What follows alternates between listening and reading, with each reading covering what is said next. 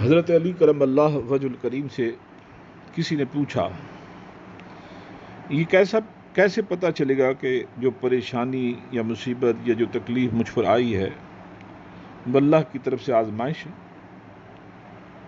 یا یہ اللہ کی طرف سے سزا ہے؟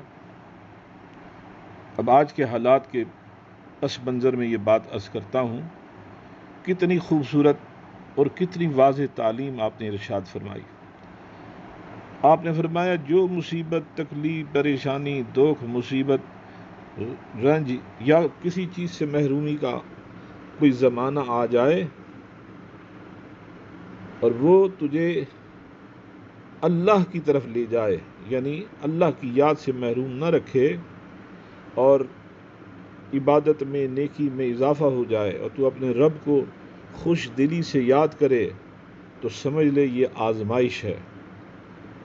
اور اگر کوئی مصیبت، تکلیف کا زمانہ آئے، تکلیف بڑھ جائے، مصیبت آ جائے، کوئی دکھ، رنج، کوئی محرومی غالب آ جائے اور وہ تجھے اللہ سے دور کر دے، یعنی تو یاد خدا سے محروم ہو جائے، اپنے رب کی طرف متوجہ ہونے کی بجائے تو اسباب کی طرف بڑھ جائے، تو سمجھ لے یہ سزا ہے۔ آج کے حالات میں کیا ہم اس بات کو نہیں سمجھ سکتے کہ ہم میں سے اکثر و بیشتر وہ لوگ جنہوں نے موجودہ حالات میں نہ جانے کیا کیا اپنے ذہن میں بسا رکھا ہے اور کیا کیا وہ اندیشے خود بھی دوسروں پر ظاہر کرتے رہتے ہیں۔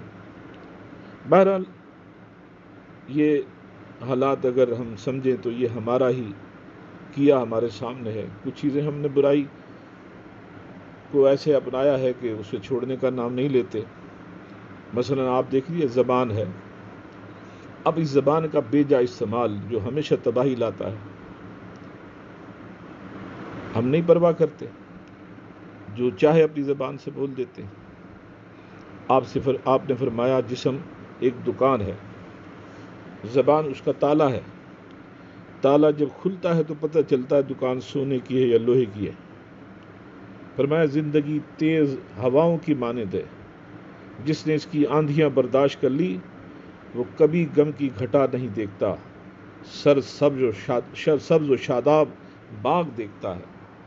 دنیا ہے، زندگی گزارنی ہے، اور ہم آج جس طرح کے حالات سے دوچار ہیں، اب ہماری اپنی حالتوں کی جہاں تک بات ہے، عادتوں کی جہاں تک بات ہے، تو اسی میں عبادتوں کی بات کر لیتے ہیں کہ ہمیں اکثر و بیشتر دوران نماز عبادت بھی وسوسات گھیر لیتے ہیں۔ تو کیوں؟ اس کی وجہ کیا ہے؟ ایک یہودی نے آپ سے سوال کیا، سنا ہے آپ مسلمانوں کو دوران عبادت بڑے وسوسے آتے ہیں، جبکہ ہمیں دوران عبادت وسوسے نہیں آتے۔ آپ نے فرمایا ایک گھر فقیر کا ہو، ایک گھر امیر کا ہو، تو بتاؤ چور کہاں جائے گا؟ اس یہودی نے کہا امیر کے گھر میں جائے گا۔ آپ نے فرمایا شیطان بھی اسی کے دل میں وسوسے پیدا کرتا ہے جس کا سینہ ایمان کے خزانے سے پر نور ہے، اور وہ کیونکہ اللہ کی عبادت کرتا ہے تو اس نیکی میں وہ خلل ڈالتا ہے تاکہ وہ ایمان کا خزانہ جو ہے اس پہ وہ ڈاکہ ڈال سکے، اس لیے وسوسے آتے ہیں۔ اللہ غنی، اللہ غنی۔ آپ گزر رہے تھے قصاب کی دکان کے قریب سے، وہ گوشت بیچ رہا تھا، آواز لگا رہا تھا تازہ گوشت ہے لے لیں۔ حضرت علی کو دیکھا تو اس نے کہا یا علی آپ لے لیں۔ آپ نے فرمایا آج میری جیب اجازت نہیں دیتی۔ اس نے کہا اے علی ادھار کر لوں گا۔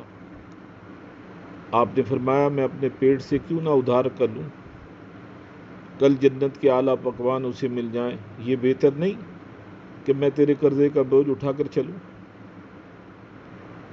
آج ہماری سوچ اس طرف کب جاتی ہے؟ ہم تو کہتے ہیں جس کا بھی ہو بس ہمارے ہاتھ آ جائے. اللہ. آپ نے فرمایا کوئی تمہارا دل دکھائے ناراض مت ہونا، کیونکہ قدرت کا قانون ہے جس درخت پر پھل زیادہ میٹھا ہو لوگ پتھر بھی اسی کو مارتے ہیں. یہ وہ قیمتی کلمات ہیں اور ہدایت کا روشن وہ باب ہے جس پر نظر رکھنے کی ضرورت ہے. ہم چھوٹی چھوٹی باتوں میں الجھ جاتے ہیں اور بڑی بڑی نعمتوں سے منہ موڑ لیتے ہیں. آپ کی زندگی تمام کی تمام علم کے ساتھ اور لوگوں کی رشد و ہدایت کے لیے خوبصورت کردار کے ساتھ واضح ہے. نزہۃ المجالس میں حضرت عبد الرحمن صفوری رحمۃ اللہ علیہ لکھتے ہیں کہ حضرت علی کسی شہر میں تشریف لے گئے کہ وہاں لوگوں میں ایک شخص کے بارے میں بڑی گفتگو ہو رہی تھی کہ وہ علم غیب جانتا ہے، یعنی غیب کی باتیں بتاتا ہے. حضرت علی کرم اللہ وجہ الکریم کو اس شخص کے بارے میں تشویش ہوئی کہ پتہ تو لگائیں کہ وہ آخر اس میں کیا ایسی خوبی ہے، کمال ہے. آپ نے اسے دعوت پر بلا لیا. وہ دعوت پر آ گیا. آپ سامنے بیٹھے ہوئے تھے. آپ نے 2 روٹیاں ایک اپنے ہاتھ میں رکھی، دوسری اس کے ہاتھ میں دی. درمیان میں ایک شوربے کا سالن کا برتن تھا، کٹورا تھا. آپ نے اس شخص سے کہا کہ روٹیوں کے ٹکڑے کر اور اس شوربے میں ڈال دے. اس نے ایسا ہی کیا. پھر آپ نے اپنی روٹی کے ٹکڑے کیے چھوٹے چھوٹے اور اسی شوربے کے برتن میں ڈال دیے. پھر اس شخص سے آپ نے کہا کہ تو نے اپنے ہاتھ کے جو ٹکڑے روٹی کے توڑ کر اس شوربے میں ڈالے ہیں، کیا اپنے ہاتھ کے توڑے ہوئے ٹکڑے اس شوربے سے علیحدہ کر سکتا ہے؟ اس نے کہا یا علی، یہ کیسے ممکن ہے؟ میں کیسے امتیاز کر پاؤں گا؟ کس طرح سمجھ پاؤں گا کہ یہ میرے ہاتھ کے ٹکڑے ہیں یا آپ کے ہاتھ کے ٹکڑے ہیں؟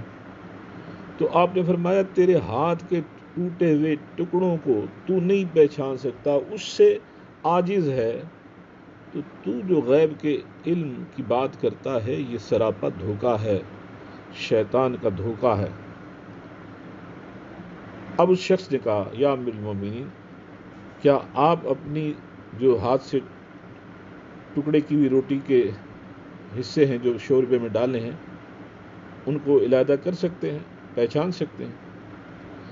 آپ نے فرمایا میں اس کا دعویٰ نہیں کرتا، مگر میں اپنے رب سے عرض کرتا ہوں تو وہ ضرور ممتاز کر دے گا. اور ایسا ہی ہوا کہ جو روٹی کے ٹکڑے حضرت علی نے اپنے ہاتھ سے کیے تھے وہ تمام کے تمام روٹی کے ٹکڑے اس شوربے کے اوپر آ گئے. آپ نے فرمایا یہی ہے ٹکڑے. پھر اللہ نے ان ٹکڑوں میں اتنی برکت دی کہ اس شہر کے 3000 آدمیوں نے وہ روٹی کھائی مگر وہ روٹی ختم نہ ہوئی. اس کے باوجود کہ آپ کے علم کا عالم مگر عاجزی انکساری بے شمار آپ کی طبیعت میں تھی. آپ کی حاضر جوابی پر لوگ اکثر حیرت زدہ ہوتے تھے. تو ایک دفعہ کسی نے آپ سے سوال کر لیا. کسی نے کہا یا علی، آپ سے کوئی کسی قسم کا سوال کرے آپ فوراً سے بیشتر بغیر سوچے سمجھے جواب عنایت فرما دیتے ہیں، اور وہ جواب بھی 100% جواب بالکل درست ہوتا ہے. یہ کس طرح ہے؟ یہ علم کیا ہے؟ آپ نے فوراً فرمایا اچھا یہ بتا تیرے ہاتھ کی انگلیاں کتنی ہیں؟ اس نے کہا 5. آپ نے فرمایا تو نے سوچا نہیں، فوراً ہی بتا دیا. اس نے کہا سوچنا کیا ہے؟ ہر وقت تو یہ انگلیاں سامنے رہتی ہیں، میرے سامنے ہوتی ہیں، پھر کیا سوچنا؟ آپ نے فرمایا تیرے سوال کا جواب یہی ہے.